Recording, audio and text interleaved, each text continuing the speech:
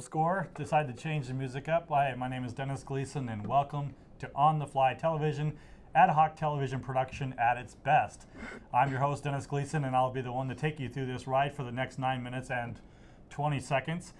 With me today, I have some very special guests. One that you would have met if actually episode 2 never made it on there, but didn't. But to my left, we have Gabe Gleason, my son, and to his left, we have Gabe's friend, Ryan West. How are you guys doing today? Pretty good. Yourself?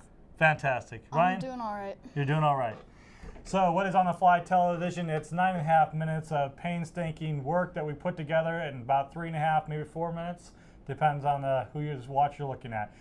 What's it about? Absolutely nothing. It's to show you viewers out there in the Washington County area that if you're interested in producing a television show, you too can do it with very little skill like I have, and with very little money also like I have.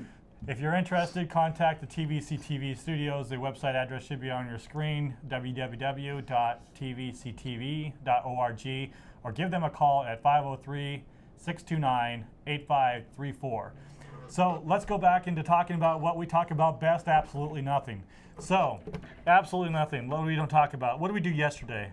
Well, we woke up. We woke up, folks. It's a miracle. I know, I'm hoping you're all sitting down in the studio. We woke up yesterday. Okay, what do we have to do? We woke up yesterday. Brushed our teeth. We brushed our teeth. You brushed your teeth? Apparently only me and Ryan brushed our teeth. My son doesn't know how to brush his teeth apparently, or decided not to. Okay, what did we really do yesterday of any kind of value? We went to Wild Waves in Seattle. Federal Way, Washington, yeah. I didn't realize that it actually changed ownership, but Ryan, you had been there before. How long ago? Like 5 or 6 years ago. 5 or 6 years ago, and you think that this next experience, now that you're much older, is you enjoyed it better? Yeah. Yeah. So what rides did you like the best there? There was a roller coaster. Okay. It did like a flip. The wild thing. Okay. It was Wild called thing? the Wild Thing. Okay. And then it did like 2 barrel rolls. So Right, basically, it flipped you over 3 times altogether Yeah.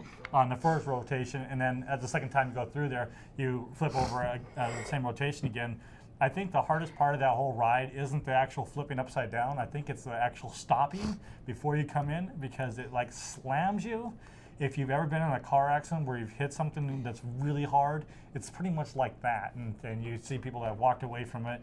People have actually gotten off sometimes because they don't like it. But if you stand in line for 40 minutes like most people do, and you watch them stop, and you get surprised when they stop that way, shame on you. You should have figured it out already that it stops that way, you prepare for it, and it doesn't hurt at all. So, Gabriel, what was your favorite water ride that we did yesterday? My favorite water ride, I don't know what it was called, but it was a big orange slide. Big orange slide. And that was one we had like 4 people or something like that you could actually go down at one time, and between 2 to 4 people, right? Okay. So we spent a lot of time and money and effort, energy, and at the end of the day, we're all ready to go and get something to eat, and we're all prepared. And to save us a little bit of money on not getting a locker, I thought I'd be really thrifty by taking my electronic key that I use for my Jeep and put it into a Ziploc bag and put it into my swimming trunk so that I can, I can take it with me, not get a locker, and we can get back into our car.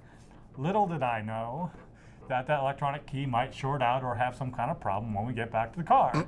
So here I am, 170 miles from home, with a car that won't even so much as turn over for more than a few seconds. And so then I'm on the phone with my dealer, and it's 6 o'clock on a Monday afternoon, and they're like, I don't think so, Tim. You're lucky if you get towed to the nearest Jeep dealership. Fortunately, after we dried it out, we got it to work, and long story short, it ended up being an actual vacation, not some kind of war experience. So what else do we want to talk about? Well, I'll talk about the fact that I have my Bluetooth on. I know in one of our episodes we talked about having a headset with you when you're driving on the car or what have you. Or riding a bicycle or whatever your transportation of choice is.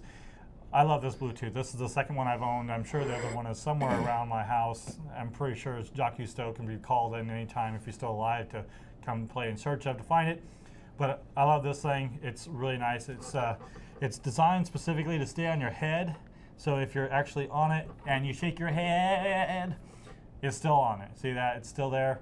And that's one thing that most Bluetooth don't do. That's what the show is about, but that's part of ad hoc producing is whatever we want to talk about is what we talked about. This is what we talked about. So episode 2, as I said in episode 3, never actually made it out. It may eventually sometime, it'll be almost like a theater since we're going to look like Smurfs. But because it didn't get out there, and it won't be out there for very long if it does make it, I wanted to give my son an opportunity to give us a little example of beatboxing that he has done in the school before. I think that's kind of fun. So Gabe, can you explain what beatboxing is and give us a little sample? Yeah. Beatboxing is basically different variations of sounds and humming and different things that you do with your mouth. Okay. So give me an example of something that you have done with your mouth recently that you really like, you really think is cool. What do you mean? Make some noise.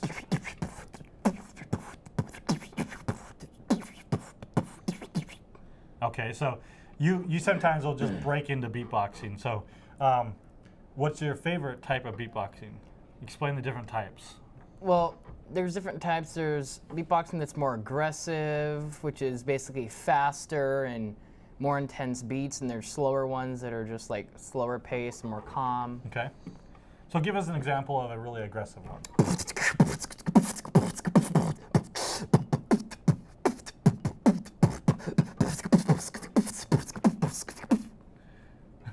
Okay, that was a very good demonstration. I couldn't possibly do that, and make sure we clean the table up when we're done, because there you go.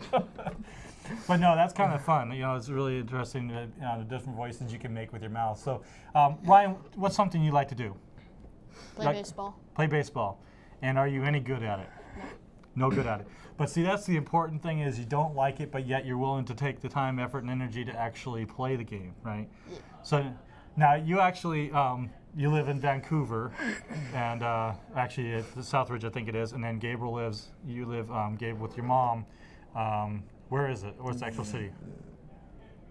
Vancouver. Vancouver, okay, well, Vancouver, we narrowed that one down, didn't we? So they live on the other side of the river, and of course I live in the Beaverton metro area, so I'd like to, get these guys over here, and at least Gabriel, and then occasionally pick up one of his friends or whatever to go have some fun. So we have about a minute and a half left of the show before they start running credits, so we'll go ahead and wrap up with whatever we want to discuss next. Anything quick you guys want to talk about? Is this your first time on television, Ryan? Yes. And is it all exciting? No. No, not really exciting. Ryan actually has helped us with the previous show that we just got done taping, which was TV Linux, so it was a live show. And so he's part of our crew on that one. He helped with the teleprompter and the telephones and such. And so we thought it would be really cool to be able to have him not only help in the credits, but also help in front of it. So what about working in the control room was the most interesting? Typing. That was the most interesting, or that was you were doing? Did you find the TV was anything different than what you expected it to be? Yeah. I didn't know that you had to move around cameras so much. Yeah. With 3 automated cameras in our studio, sometimes it's difficult to realize how much work can get into it. And so if you realize you have 3 cameras, and in this case we're numbering the cameras differently than where they show up on the floor. So it looks like credits are rolling here. They'll be still rolling by the time we get done with the show probably, but because we have about 20 seconds left. But thank you very much for watching On the Fly Television and with your host, Dennis Gleason. Again, if you're interested in finding out how you can be a producer, contact Tualatin Valley Community Television at 503-629-8534 or online at www.tvctv.org. Thanks for watching.